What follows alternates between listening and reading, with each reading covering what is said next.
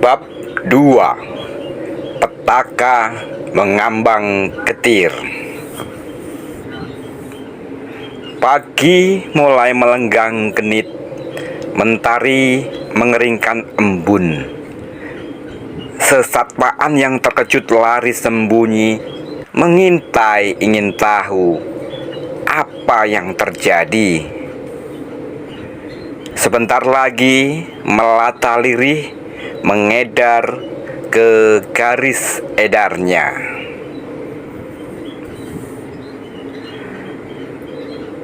Betapa pedih hati Sri Kanti melihat suami dan anaknya. Ia tidak bisa berbuat apa-apa, hanya matanya basah oleh air mata dan hatinya seperti direnggut dari tempatnya bergantung. Apalagi salah seorang serba hitam itu segera menubruk dan kemudian meringkusnya.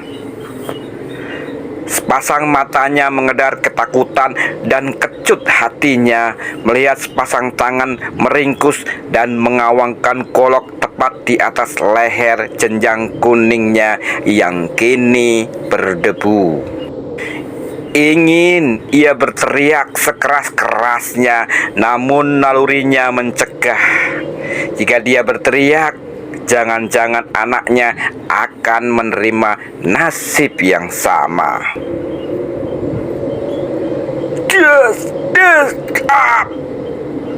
Adipati Bambang Swalapati sekali lagi berhasil melakukan tipuan yang membuat lawannya tergusur kuda-kudanya.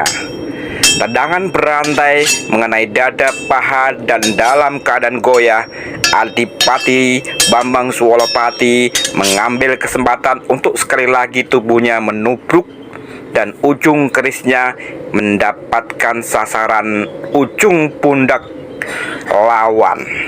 Karena tusukan ke leher masih sempat dihindarkannya.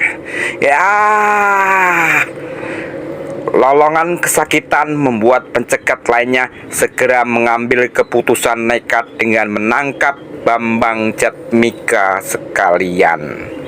Kemudian getaknya dengan marah, "Bambang Swalapati, menyerahlah. Kalau tidak, istri dan anakmu akan kami bunuh." Suara marah menggetar membuat Adipati Bambang Swalapati terkejut dan menghentikan rangsekannya. Matanya cepat mengisar ke kanan dan ke kiri. Benar, bukan cuma gertakan saja rupanya.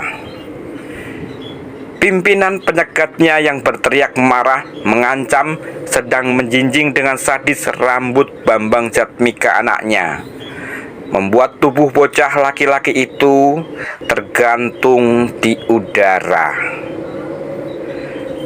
Mendapat perlakuan keji seperti itu, tidak ada sedikit pun kerut kesakitan dan keluh penderitaan. Sepasang mata yang bulat bening memandang marah kepada semua orang yang berpakaian hitam dan berkedok ini. Mereka yang telah membuat susah ayah dan ibunya. "Jangan, tolong lepaskan anakku!" teriak Sri Kanti melihat bahaya mendekati anaknya. Apapun akan ia korbankan demi keselamatan anaknya. Demikian juga yang terjadi dengan Adipati Bambang Swalapati melihat istri dan anaknya berhasil diringkus lawan. Dia serba salah. Maju bergebrak, nyawa istri dan anaknya adalah taruhannya. Celaka! Batinnya kalut dan kacau. Dia sangat penasaran dengan apa yang terjadi. Siapa mereka? Mengapa mereka yang jadi sasaran? Salahnya apa? Semua pertanyaan itu malah membuat hatinya terbakar kemarahan. "Tunggu, siapa kalian ini sebenarnya? Siapa yang menyuruh melakukan ini? Apa kesalahan kami?" Suara Adipati Bambang Swalapati bergetar berusaha menahan kemarahannya. Jangan banyak tanya, cepat menyerah atau nyawa kalian akan kami habisi.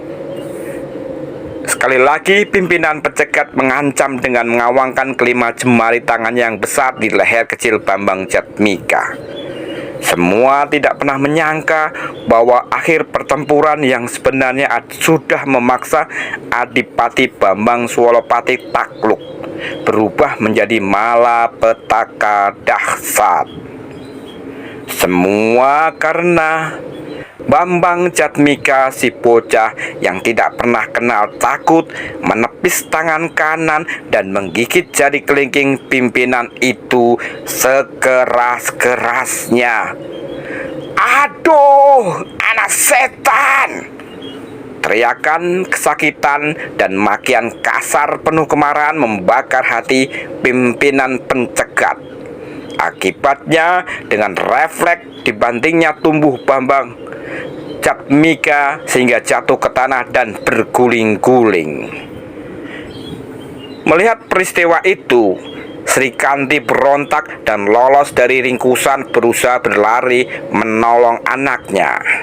Namun apa yang terjadi? Peringkus terkejut melihat tawanannya lolos dari tangannya. Segera tanpa berpikir dilontarkan goloknya yang semula dipakai untuk mengancam tadi. Sing!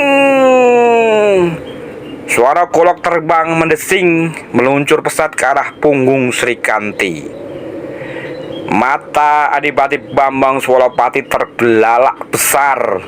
Belum habis hatinya hancur melihat anaknya dibanting, kini dia melihat bayangan golok terbang mengarah punggung istrinya dan dia tidak bisa berbuat apa-apa.